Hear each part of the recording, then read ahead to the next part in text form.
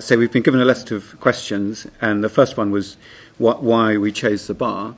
And because I'm so old and I've been a barrister such a long time, I genuinely can't remember why I became a barrister.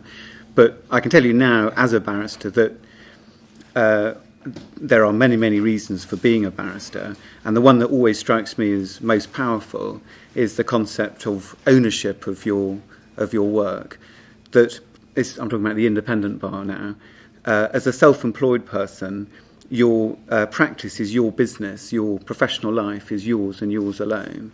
When clients instruct you, they instruct you as an individual, and when you produce work for them, even when you're working with others or as part of a team, it's your work with your name on it. And when you win cases, or for that matter lose them, it's your name in the law reports. When you're in court answering the judge's questions about documents about the case, it's your case. You are the point of contact between the judiciary and your client, and all of that makes you incredibly hardworking and proud of what you do and committed to what you do in a way that is very difficult for someone working in a firm environment. That's my belief. I'll give you an example of that. I did a case a couple of years ago on whether a collateral warranty was a construction contract, which to me the answer was that it obviously was. But the case at the time caused enormous confusion in the industry. So the whole construction industry was astonished by this outcome. And I got letters from people in Australia and things wanting to know about this case that I'd been in. And that's all because that's me, Justin Mort QC, on the law reports as having played a part, however modest, in the development of the English law. And there can't be many jobs that have that particular type of job satisfaction. Very brief in terms of the type of work I do construction disputes, which are various. So sometimes they're very fact-heavy, substantial cases. Sometimes they're very short points of law. Essentially, contract law. If contract law is not of interest to you, you will not thrive as a commercial barrister. But what is of particular interest about construction disputes is that there are many different ways that those disputes are decided. So the three obvious ones being litigation, arbitration and adjudication. And the last of these is a 28-day process unique to the English construction industry, albeit now exported abroad. But a 28-day period in which a dispute of any size and any complexity has to be decided. And it wasn't intended to have lawyers involved, but because money's involved, where there is money, there are lawyers. And the adjudication system, which we've had for nearly 20 years, works beautifully for the independent bar because a huge case comes in, many, many files.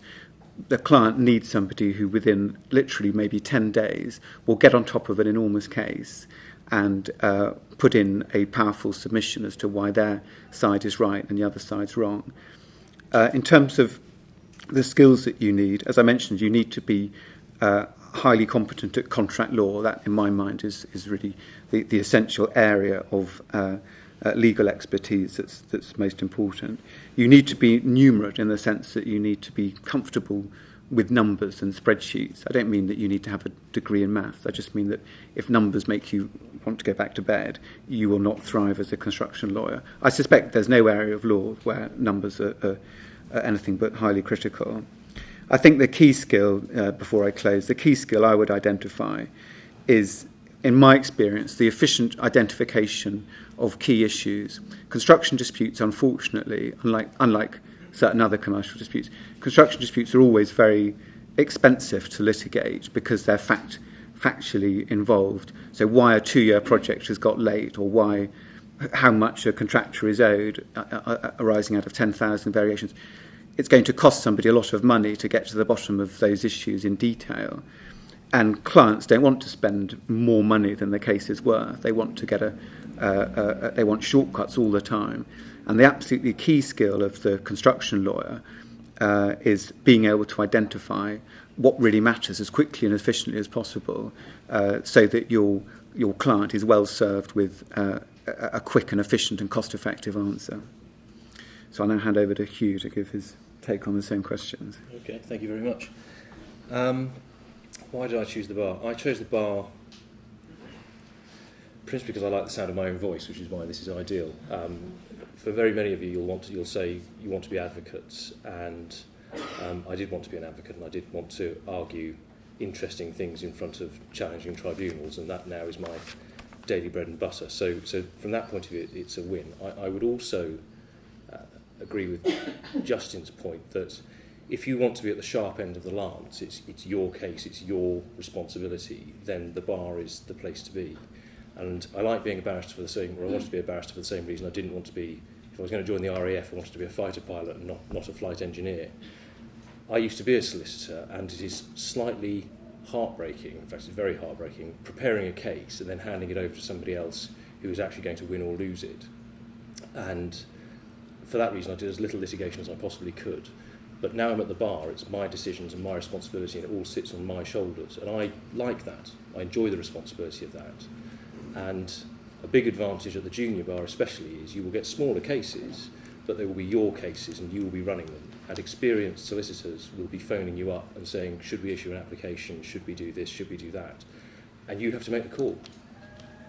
And it is slightly unnerving talking to people who are 10, 15, 20 years experience, telling them what you think they should do, and they do it. And again, if you can't live with that, this is probably not the business for you. So that is why I chose the bar. And even having been a solicitor, I was desperate to get back over. So maybe that tells its own story. I also do construction and engineering disputes, but I'm not at Chambers where they do nothing but construction engineering. So I also do general commercial work. As a solicitor, I only did construction and engineering, and the field rather chose me. And it chose me because the first firm I joined thought that I would probably not be happy doing conveyancing. They were right. And they sent me off to construction. And as Justin said, it's contractually very heavy. And very quickly you get involved in big, thick contractual documents. And if you're that way inclined intellectually, it's a great field to be in. Because even the simplest construction project, there will be at least 3 or 4 moving parts. There'll be an employer, a contractor, there might be subcontractors, professionals, there might be a bank. And lots of people find that daunting and too difficult. But I found I really enjoyed it and I liked that. Because I'm at 3 Paper Buildings and we do more general commercial work, I now also pick up almost anything that comes through the door. So this time a year ago, I had just come back from fighting off an injunction on behalf of the Royal Pigeon Racing Association, which is an unincorporated association. That's a contract between all its members, and there was a 2-8 in the High Court about whether or not a meeting of the Executive Committee had been conducted properly. That sort of touches into the Chancery Division, but it's still commercial law. I do cases about anything and everything. I've just given advice to a Dutch court on a jurisdiction clause in a supply contract. What I get out of that is enormous variety. So no week is the same as the last week or the next. And again, if you're a solicitor, frequently, you may disagree with me, but frequently one week to the next is quite similar, and it's much easier to get bored. So I chose it because it found me, and I found it very interesting and very rewarding. It is also unquestionably better remunerated than some areas of practice, and that, for me, matters. I think I've told you a bit about the sort of cases that I deal with, and I think I've told you about what I find appealing about this area of practice. The lifestyle implications, if you intend to be, if you want to aim to be at a Chambers like Justin's or Blackstone, or you want to try and get into silk, the lifestyle implications are you don't really have a lifestyle. You are going to be working, if you're busy, if you're lucky enough to be busy, you're going to be working very, very hard. And frequently at the junior end, you're going to get briefs at the very last minute to appear the next morning somewhere, possibly halfway across the country. And you're just going to have to stay up all night and deal with it. If you want to be at the cinema every Wednesday night at 7 o'clock, this is not the job for you.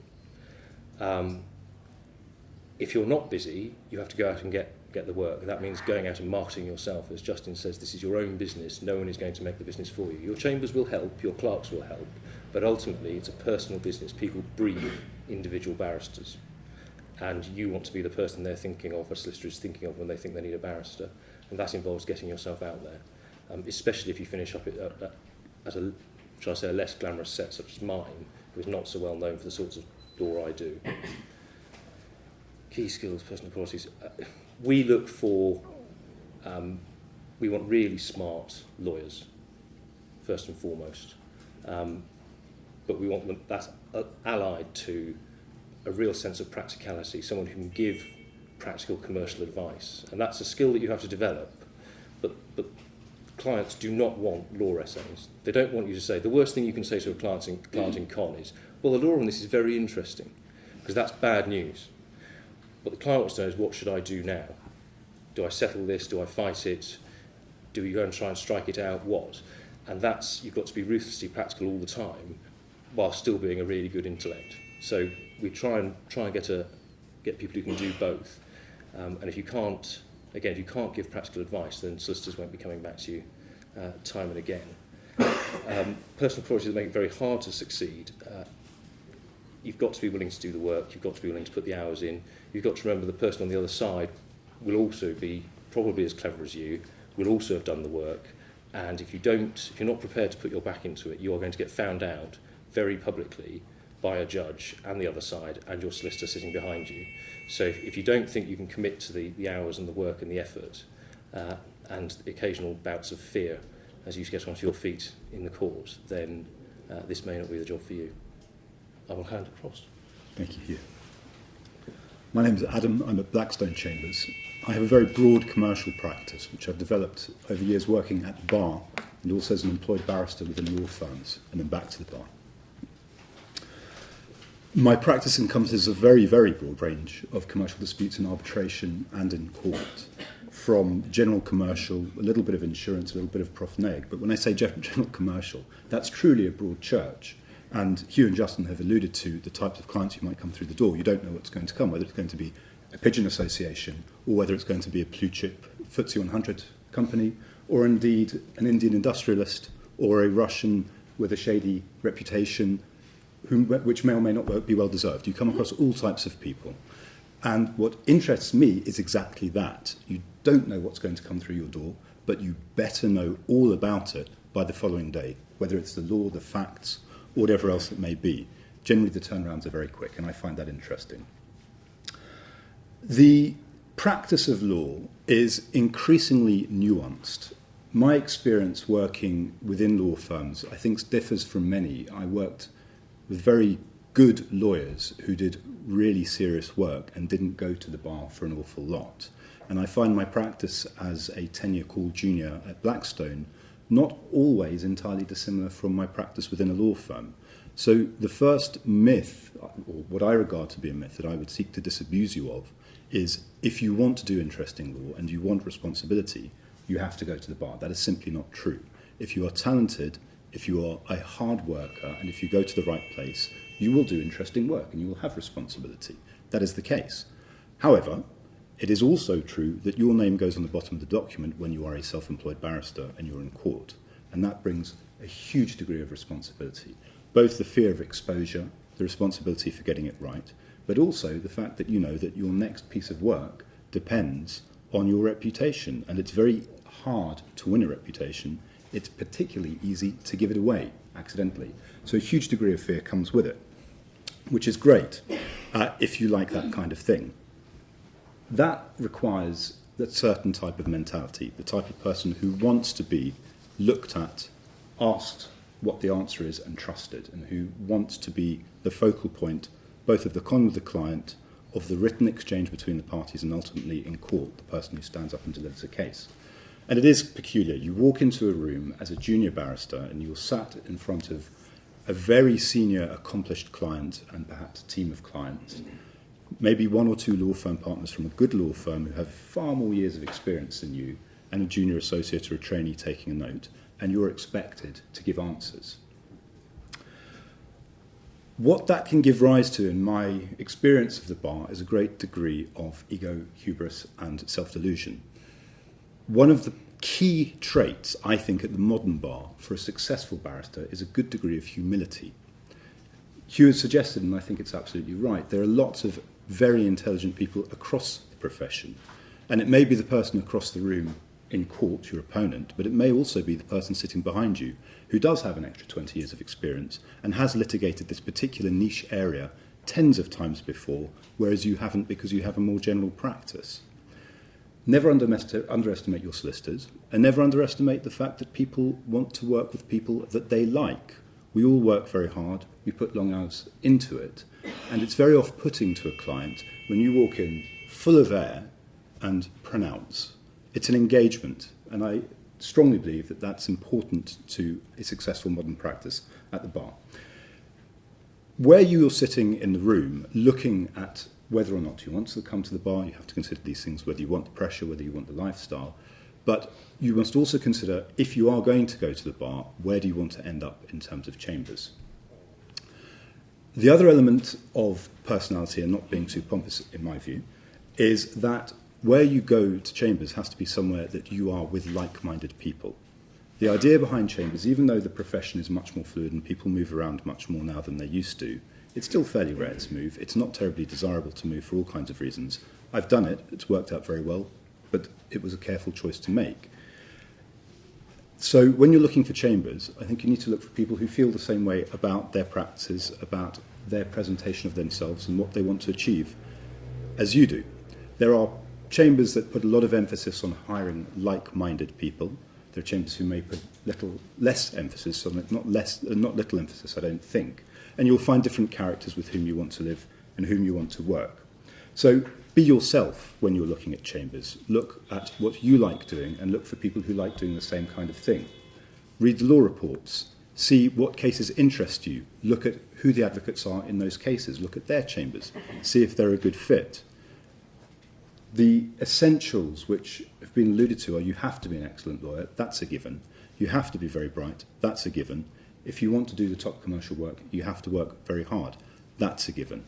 But the differentiating factors will be who you are, what you do outside of the law, and how you present yourself within the law and within your practice. I think the only thing that I haven't really covered is lifestyle implications, and they are, frankly, fairly brutal if you want to do the best work.